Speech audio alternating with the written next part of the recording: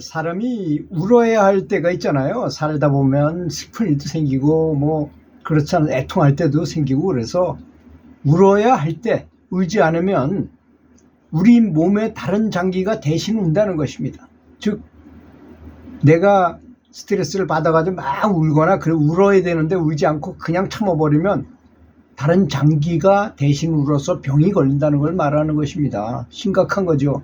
스트레스 받을 때 울을 수 있어야 된다는 것. 그래서 제가 좋아하는 성균관 의대의 이병욱 박사라는 의사 선생님께서 암을 1000번이나 집도를 해서 암덩어리를 딱 잘라내고 봐도 이 사람이 그래서 고쳐놔도 바로 또 얼마 있다가 곧 다시 또 재발하더라는 것입니다. 그래서 그분이 철저하게 느낀 게, 깨달은 게 뭐냐, 사람의 심보를 고치지 않으면, 마음의 습관, 감정 습관을 바꾸지 않으면 안 되는구나 하는 걸 절실하게 깨달았다는 것입니다. 그래가지고 환자들에게 웃음 치료도 시키고 울음 치료도 시켰는데, 웃음 치료가 파도처럼 잘 효과가 있다면 울음 치료는 쓰나미, 동네가 한꺼번에 확 쓸려 나갈 정도로 강력하다는 것입니다.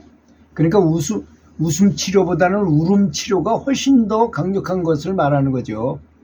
예를 들어서 영국의 다이애나 비라는 그 황태자 비가 사망을 한 적이 있잖아요. 그래서 국장을 지냈는데 영국 사람들이 전체가 눈물을 흘리면서 그 불쌍한 황태자 비의 이제 명복을 빌고 그랬다는데, 그때 정신병원에 정신적으로 문제가 많아가지고 다니던 사람들이 50%가 병원에 안 가도 됐었다는 것입니다. 닷새 동안이나. 그 사람들 심각한 사람들이었는데, 그러니까 눈물을 흘리면 정신과도 안 갈 정도로 효과가 있었다는 것을 의미한다는 것입니다. 책에 나온 이야기였습니다. 그래서 스트레스 호르몬을 배출시킨다는 치료법이라는 것입니다. 이것이. 그래서 울면은 내 마음에 시원함을 주기도 한다고 했습니다. 분노, 미움, 원망, 슬픔, 절망 같은 나쁜 감정들이 마음에 독소를 쌓고 이것이 면역력을 떨어뜨려 가지고 암세포를 만든다는 것이잖아요. 그래서 암을 말할 때는 항상 암은 사연으로 만들어지는 병이다 라고 말한다고 합니다. 이분은.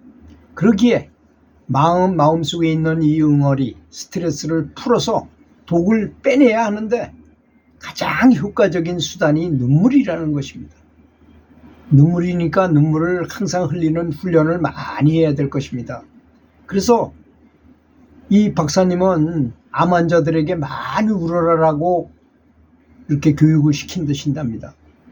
많이 울고 크게 우는 환자들이 회복과 치유 효과가 훨씬 더 빠른 것을 수없이 보아왔다는 것입니다.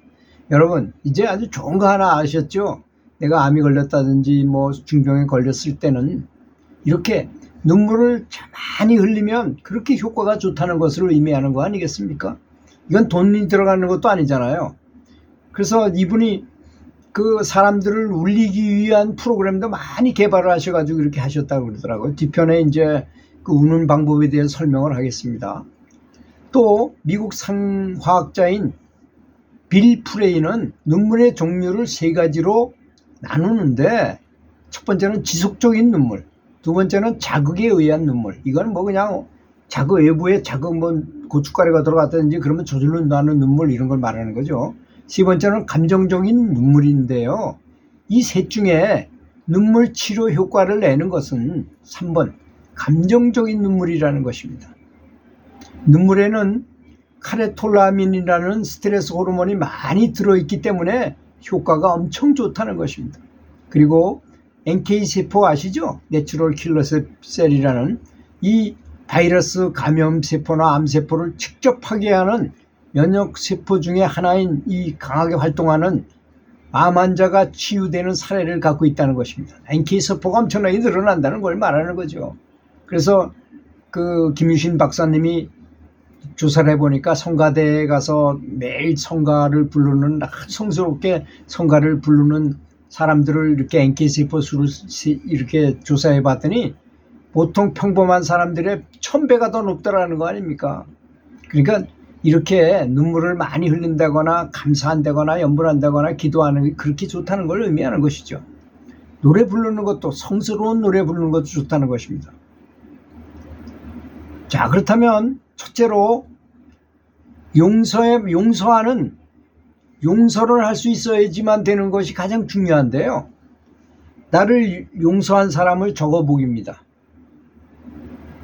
그렇게 적어보면 나는 지금까지 얼마나 많은 사람의 용서를 받으며 살아왔는지를 알게 될 것이라는 것입니다. 나를 용서한 사람, 내가 잘못했을 때 나를 용서한 사람의 명단을 적어보라는 것입니다. 첫 번째 방법은. 두 번째 방법은 억지로라도 내가 용서를 해보라는 것. 다른 사람을 용서해라. 용서는 돌고 돈다는 것입니다. 내가 아내를 용서하면 아내는 나를 용서하게 되고, 가족과 친구와 이웃 등으로 용서의 파급 효과가 전달돼서 용서가 치유의 기적을 일으킨다는 것입니다. 셋째는 사소한 것부터 용서하라는 것입니다. 용서에도 기술이 필요하다고 했습니다. 이병옥 박사가 추천하는 명상법을 소개합니다. 억지로라도 해보라는 것입니다.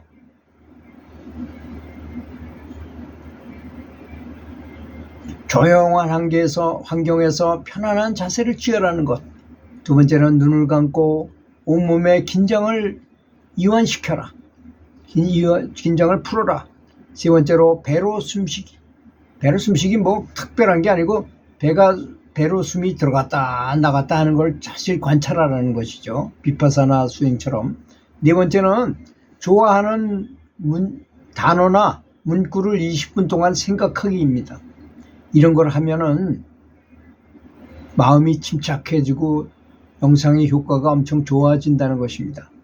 그러니까 저는 이병옥 박사님의 이 얘기를 듣고 아침마당에 도전 꿈의 무대를 자주 봐요. 거기 보면 아주 감동적인 얘기가 많이 나와요. 무명 가수 생활하면서 겪었던 고통에서 뭐 다른 사람이 어떻게 봤다든지 뭐 이런 것에 대한 얘기를 하면서 눈물이 줄줄 나오더라고요.